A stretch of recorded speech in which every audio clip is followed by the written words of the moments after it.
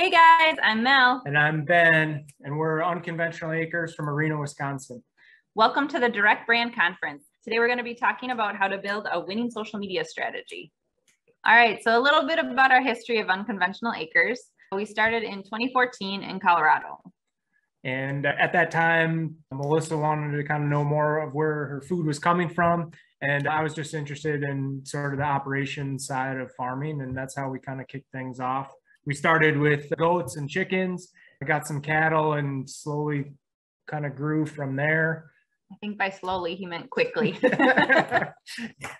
We grew pretty quick, outgrew our 12 acres, and in less than a year and a half. And Melissa finished school, and we decided we wanted to grow the farm, and she wanted to farm full time. So we found our spot in Wisconsin, and we moved back home, and we're in Southwest Wisconsin now, and still growing. Yep, we packed up, moved everything, and came to a piece of property that hadn't been farmed for decades. Didn't have any fencing, any outbuildings, and we've literally been growing from the ground up ever since. A little bit about us and what we do. We sell grass-fed, grass-finished beef, pasture-raised, forest-finished pork, and free-range eggs. Our name Unconventional came because we've always been a little bit different in everything we do. It continued to grow off of that once we got our land, and we ended up with unconventional farmland. We have half woods and half tillable, which we use for pastures, but we've had to think outside the box and be unconventional with our grazing. So our woods hadn't been really touched in 40, 50 years. So we've gone through, and our main focus is to make that into grazing ground for our cattle or an area for our pigs to root around in. So we've been thinning out the diseased trees, getting rid of all the invasive brush, and replanting grasses that'll grow in that dirt. Life around here is nonstop. Not only do we have our farm, Ben works off farm. Yep. And then we also have a 1-year-old who is already running around.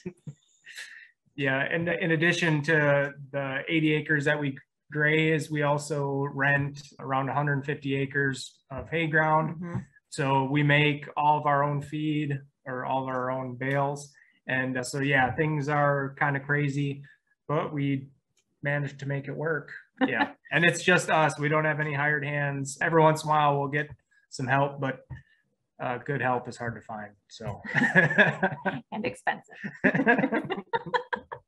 The decision to sell direct online sort of came. We had kind of played around with a website, and we knew that our customer base needed to find us online. And so we tried to build a website, but it didn't turn out quite how we envisioned it would. And it didn't represent us and our product very well. We were looking for something more professional and easier for our customers to purchase. Previously, they had to contact us via email with a request. We had to go down, check. We would send them a statement, then we'd have to schedule a delivery. And then finally, we'd either have to take cash or check upon delivery, and we didn't have a way to do credit cards. We had kind of hooked up with the Barn to Door, and they were able to create an awesome website and help to market and sell our products online. So it worked out awesome. And it just took a lot of stress and off of our backs as well. No longer did we have to mess around and tinker with web pages and that sort of thing. It was streamlined and a lot more efficient on our end as well as for the customer. So it just was a no-brainer to continue it that way. Yeah, it took, I think a lot off of us, and the value is worth every penny. Tenfold, yeah. The website offers a good first impression, and people can understand and learn everything they want to know about the farm. And if they had any other questions, there's a section there they can ask us directly or call us or contact us through email. So yeah, it kind of bridges that gap that otherwise we wouldn't be able to explain ourselves or tell our story. The other thing the website does is it links directly to our online store. So if people like what they see, they like our story, want to check out our product, it's just a click away and they can go and see everything that we have available. The other awesome part about the website is it's able to link directly to Instagram, where customers are able to see or look further into sort of our day-to-day operation.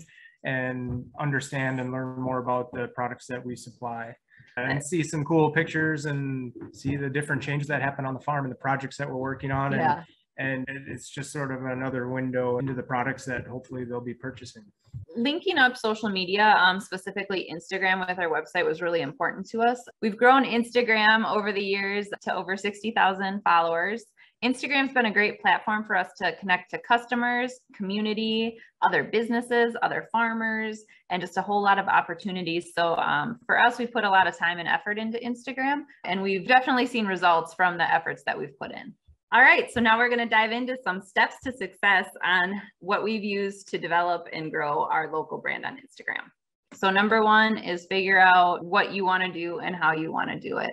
Keep in mind the platform that you're on. So when we started out, Instagram was primarily pictures. It's over time evolved to more videos and reels, which are short clips put together that you make a fun video. One key to helping utilize social media to your advantage and to kind of build your customers and build your story is mostly just to be honest and show everything. People are just more interested in that aspect of it and learning more about how your day-to-day goes. Yeah, so it's not just about the highlights, it's about the struggles as well. And I think that's useful too, because other people might have a solution for you. And truthfully, more people respond to the stories that are kind of crazy, and they want to see kind of that inside of what your life really is like and how you create the products that you're trying to market. One thing to think about when you scroll through Instagram or any of the social medias is what do you focus on? What interests you? What is too long? What's too short? Yeah, because if you're not going to enjoy that kind of content and it's yours, the average person probably won't enjoy it either. They're going to know if you're having fun. They're going to know if you're enjoying it. They're going to be able to see those things.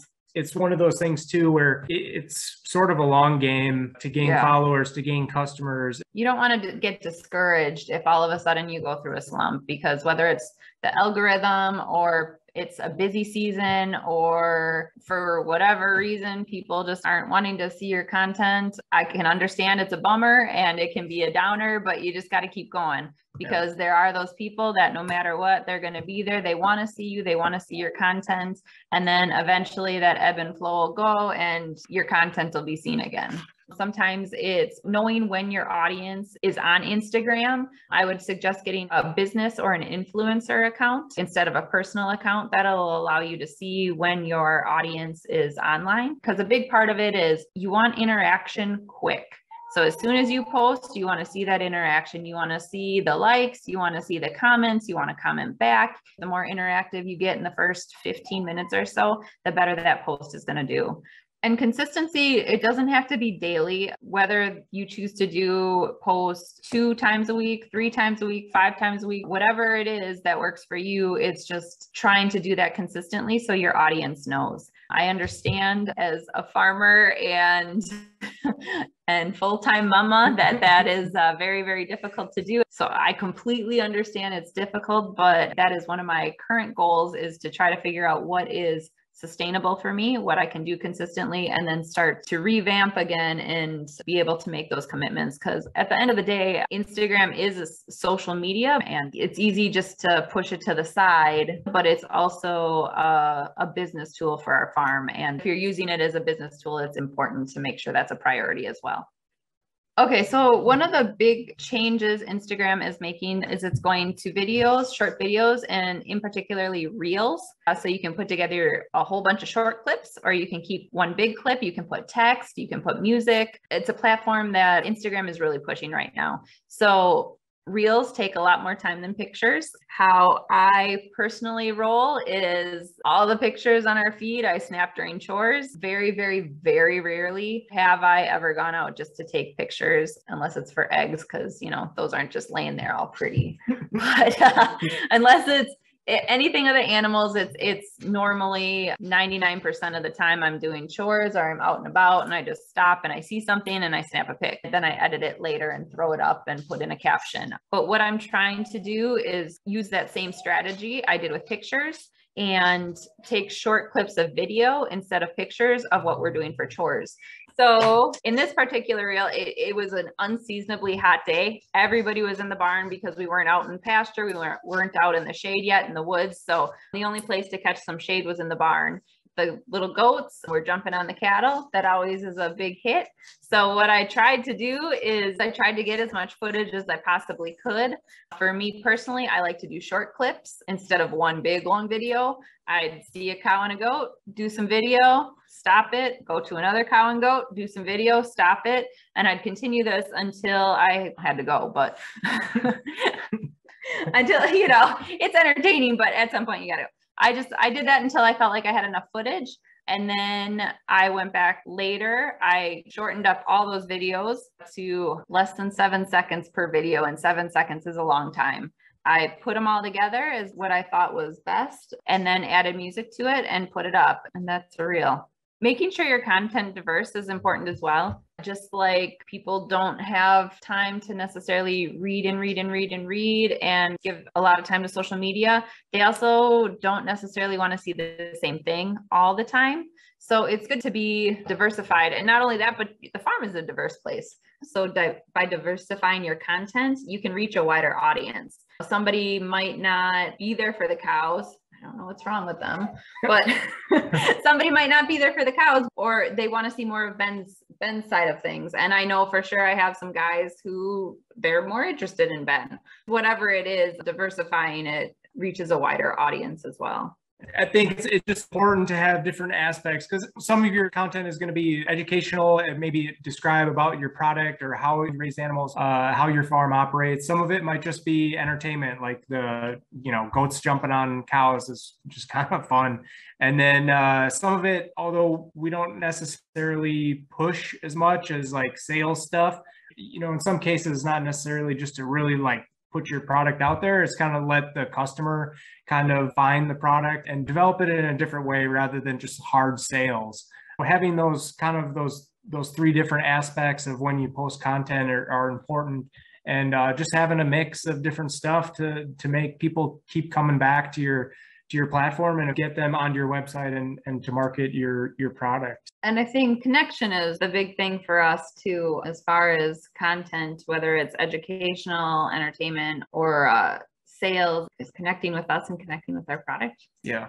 So if you look at our feed, you'll see a whole lot of cattle, because I like the cattle. But if you go into that, stories is a big part of what we do. That's where we really, I think, had the most fun and diversified the most. We do a "What You Doing, Ben?" every so often. Ben takes a very different role than I do with running the farm, and it's a fun way to show and educate our audience that there's a whole lot that goes into running a farm. Sometimes in stories too, we'll mix it up and we'll do something completely different. Like we did a section where it was Mel's faves, where I went back, it was cold and winter and not a whole lot going on. So I went back through and threw up all my favorite summer pictures. We've had some times where I've been off farm, which is very rare, but a couple times. And during those times, we've done a weekend where Ben takes over Instagram, since I primarily run Instagram. It mixes it up. It shows a different perspective, a different side, gives people a different pace. And I think no matter what we're posting, 99.9% of the time, we're just capturing what we do around the farm. So whether it's chores or fencing or haying, that's a big part of what we do. Mechanical work, feeding,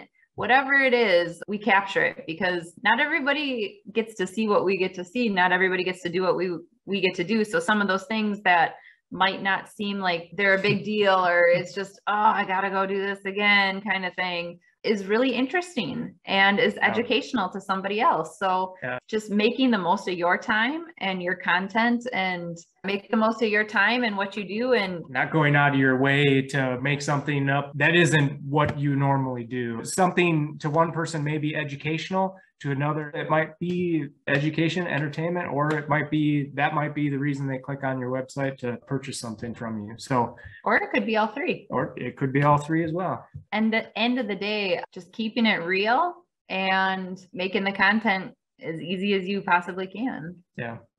This is Penny. Penny's an Irish Dexter. She's one of our OGs, original girls. It was an overcast day and we had just got done feeding. I just happened to be able to catch Penny with her tongue out. So of course you got to go for Tongue Out Tuesday. And then on top of that entertaining Tongue Out Tuesday, I decided it was easy to throw a little fun fact in there. So I talked to just a couple sentences about healthy cattle. Cattle cleaning their nose equals a healthy cow. So just made sure to keep it short and sweet and threw that in there because honestly, that's what came to me that day. I didn't really have any strategy. I just needed some more. Another thing that I think is good to do is to repeat yourself. I wouldn't do it on a regular basis, but I definitely repeat myself on a seasonal basis. If it's something important, maybe more than once a season. What's basic knowledge to you isn't necessarily basic knowledge to everybody. So whether it's a new follower, an old follower who maybe didn't see your post the last time you did it, or a follower who did see it but just didn't remember, it's always a good chance to reintroduce important topics that are short and sweet and give some education behind them. So an important aspect when you're doing Instagram or Facebook or any of the other platforms is just to be transparent, because at the end of the day, you're representing your product. If people feel you have integrity, people are going to be more likely to kind of click through to your website and purchase something. Although it's difficult to be yourself and to be on camera and everything else, it just pays to kind of be yourself and let that shine through. 2 seasons ago now, we did a fence line feeding system. We put a lot of time, effort, money into the system. We were really excited for it. We worked really hard. We showed the whole process. We ended up being really successful with it, and then we decided not to do it. Yeah, we found a better feeding system that was better for our land, and we showed how awesome it was, and then we showed how we just decided it wasn't for us. Yeah. How we changed course. So it's difficult to admit defeat sometimes, and but it's really not defeat. It's just we decided that it wasn't the right thing and changed course. But looking at it in a lighter eye, making light of it, showing what you've learned, and then just showing our progress over the years. It's also fun to kind of go back yourself and look at the pictures, when we had the old 40/20, and it just makes a good story. They'll be able to look at the whole spectrum of where you were and where you are now and how you got to that point. For us in particular, we are a grass-fed, grass-finished, regenerative farm. That's very important to us in our practices, but we only like to highlight those things. So we like to show what we do without putting down other practices. Having customers or the community or anyone be able to see that with our videos gives an insight that is stronger than words. Being positive, staying away from anything negative, that gives you the opportunity to highlight yourself, highlight your farm, and it gives you a chance to shine. Customers, when they go to a grocery store to get produce or to get beef or pork, they don't really see what all goes into it. They just see the steak or they see the pork chop. So with social media, you're kind of able to allow your customers to see the process, to see deeper than just putting something in their shopping cart. So they'll know the start to end process. They'll understand where it's coming from, and ultimately they'll be able to connect the farmer with their food. And I think one of the greatest things is if I go to make a delivery and I talk to somebody like, oh, I'm sorry for this or this. They're like, oh, no, don't worry. I've been following you along in your stories. Holy cow, you guys are busy. I completely understand. And not only do they get a kick out of it, it kind of gives you a little bit of leeway when things really do get crazy. People know you're not just making it up. You got video to back it up. So people showing that, supporting that, and seeing that and watching that, I think is important. And then the other thing I wanted to say is be transparent within reason. Farming gets ugly, but you don't need to go to that extent. And if you want to tell about a really bad day, I would say censor yourself a little bit. In my personal opinion, it's okay, I think, to let people know that there are bad days. I think that's important, but I don't think that everybody needs to or wants to know the full extent of what those bad days necessarily look like. And they don't necessarily need the full details to be able to empathize or understand how difficult farming can be.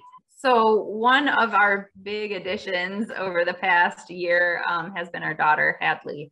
She's a joy and a blessing and a crazy maniac and amazing, but has definitely turned the farm upside down. It's so much more than we expected, which is okay. And we're figuring it out. We've definitely struggled with some things and they're not the same as they used to be. So whether it's through email or Instagram, I've really tried to be honest about those things. Just saying we're still figuring it out. And I think I probably said that about 10 million times, and I might say it another 10 million, but I swear one of these times we're going to figure it out and it'll be true. When we're 100. But just being honest and showing that we're farmers and regular people as well. We've got a lot going on with the farm, but we also have normal life. They want to know more about us and that they can connect with. Yeah. Because whether you're a farmer or not, adding a child into your life is always a new challenge, and there's always a whole lot to figure out, and everybody can connect with that. So our farm crew grew, and Hadley is joining us now. She was down for a nap and woke up. So here she is. So to recap, as far as social media goes, make sure you know your platform, be yourself, be positive, transparent, consistent, make it fun, and diversify your content. So as we move forward, we are going to continue to hone in on our rotational grazing, continue to restore our woods, get more grazing land there. And then as far as the business side goes, we have been invited to be in the Dane County Farmers Market in Madison on the Square. So that's super exciting. We're looking forward to that. And then we're just continuing to grow our herd and sales and trying to figure it all out. Incorporate Hadley into the mix. Yes. Figuring out how to handle it all. And if you're looking for more resources on social, make sure to check out Barn to Door's office hours. It allows you to connect with other farmers like us. It gives you the advantage of having a one-to-one conversation and helping strategize your game.